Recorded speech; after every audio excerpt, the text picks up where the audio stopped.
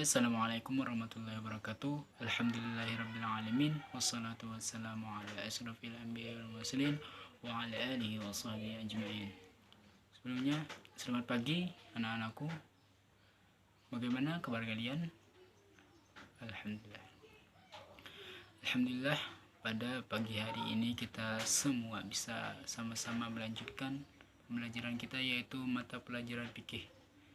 Jadi tema kita pada hari ini yaitu sumber hukum Islam dan hukum-hukum Islam. Nah, sebelum kita memulai pembelajaran kita pada hari ini, alangkah baiknya kita semua bersama-sama berdoa. Berdoa dimulai.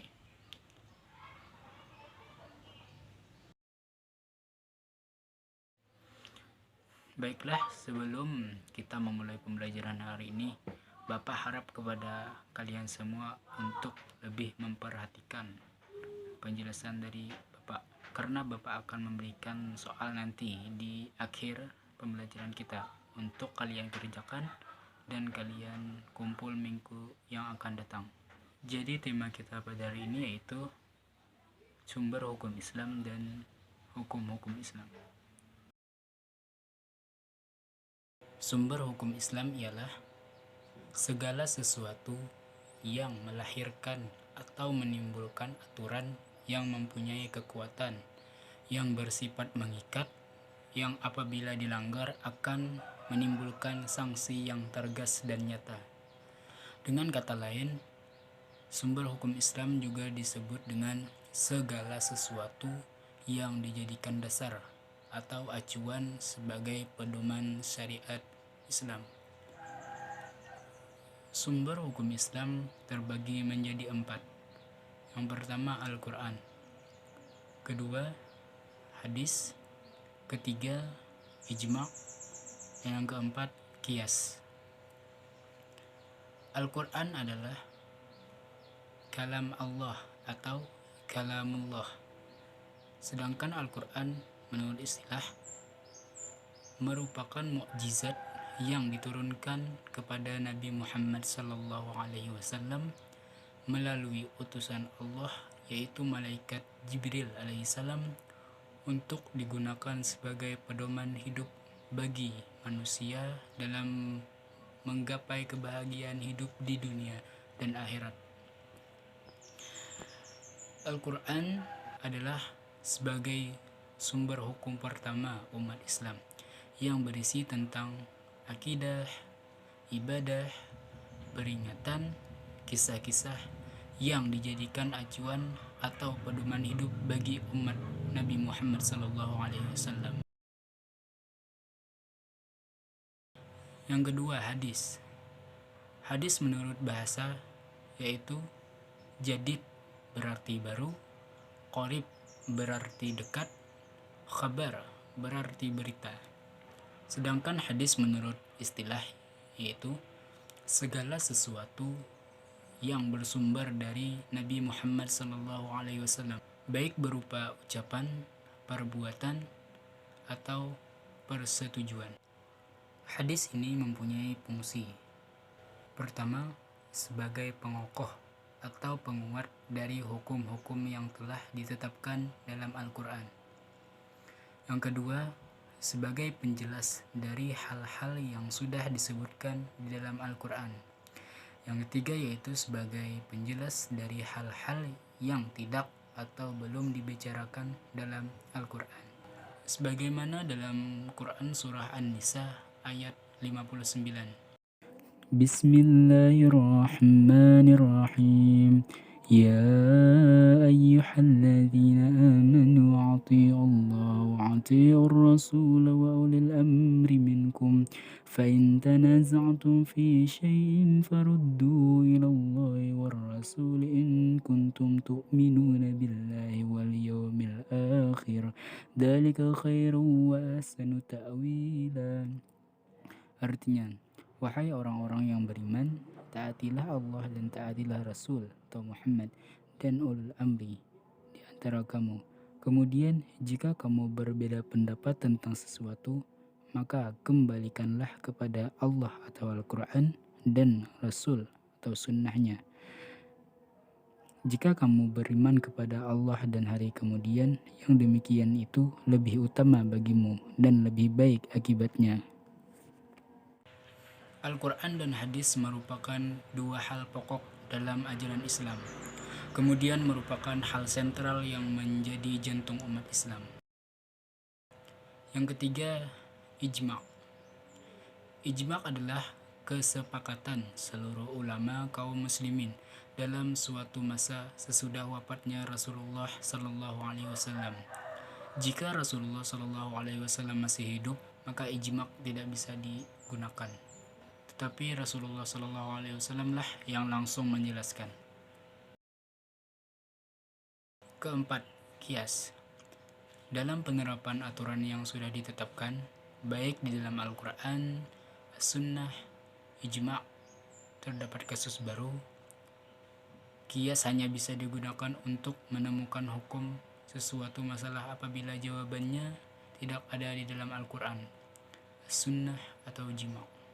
Kias ini bisa digunakan untuk menemukan hukum suatu masalah apabila jawabannya tidak ada di dalam baik Al-Quran, Sunnah, ataupun ijma'. Contohnya seperti hukum narkoba, maka dikiaskan dengan hukum khamar, karena sama-sama bisa merusak pikiran dan akal manusia. Kemudian kita akan membahas apa-apa saja sih hukum-hukum Islam. Hukum Islam tadi ada 5. Yang pertama wajib atau fardu, yang kedua sunnah, yang ketiga makruh, keempat haram, yang kelima mubah. Hukum Islam yang pertama yaitu wajib atau yang biasa kita sebut juga dengan fardu. Wajib ini terbagi 2, ada wajib ain dan wajib kifayah. Wajib ain yaitu harus dikerjakan oleh setiap orang yang mukallaf. Contohnya seperti sholat 5 waktu, puasa Ramadan, haji bagi yang mampu, serta berbakti kepada orang tua. Kemudian wajib kifayah atau fardu kifayah. Maksudnya yaitu cukup dikerjakan oleh seorang mukallaf. Jika tidak ada yang mengerjakan, maka semua orang berdosa. Contohnya seperti merawat jenazah, baik dari mandi, sholat, kafan, ataupun kubur. Yang kedua, sholat berjamaah, baik di masjid, langgar, ataupun musola. Kemudian apa sih mukallaf itu? Maksud mukallaf yaitu orang muslim yang dikenai kewajiban, baik itu perintah ataupun larangan, untuk menjauhinya. Karena mukallaf itu telah dianggap dewasa dan berakal atau akil balik. Kemudian yang kedua yaitu sunnah. Sunnah ini terbagi juga 2. Pertama sunnah muakkad, yang kedua sunnah ghairu muakkad. Maksud sunnah muakkad yaitu sunnah yang sangat dianjurkan. Definisinya yaitu apabila kita mengerjakan maka akan diberi pahala, dan apabila ditinggalkan maka tidak mendapat pahala ataupun dosa. Contoh sunnah muakkad yaitu sholat tarawih, sholat id, sholat witir, dan lain-lain. Yang kedua yaitu sunnah ghairu muakkad atau sunnah biasa. Contohnya seperti sholat rawatib, sedekah, puasa Senin Kamis, dan lain-lain. Kemudian hukum syarak atau hukum Islam yang ketiga yaitu haram. Definisinya yaitu apabila ditinggalkan akan mendapat pahala, dan apabila dikerjakan akan mendapat dosa.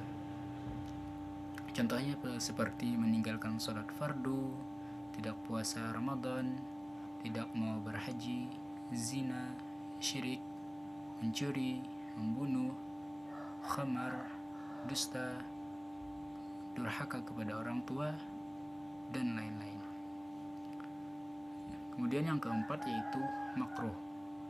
Makruh yaitu apabila dikerjakan tidak akan mendapat pahala ataupun dosa, sedang apabila ditinggalkan maka akan mendapat pahala.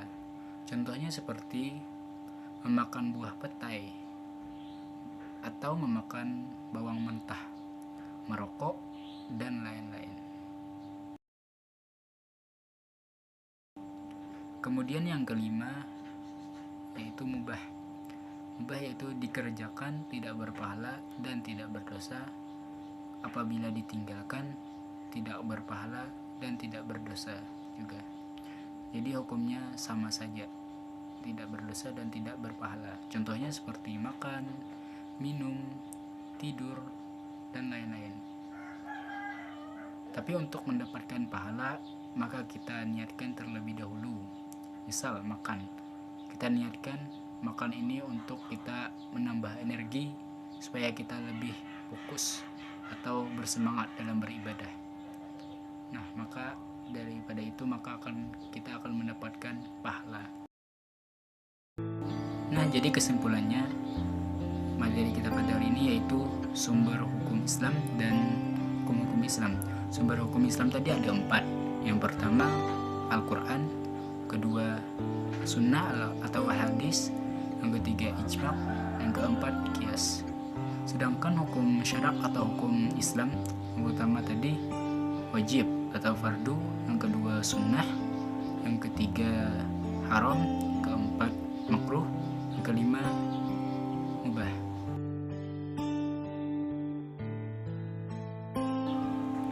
Baiklah, sampai di sini dulu pembelajaran kita.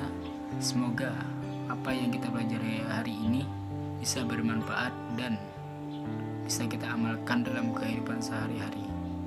Baiklah, Bapak tutup dengan sama-sama membaca doa kafaratul majlis.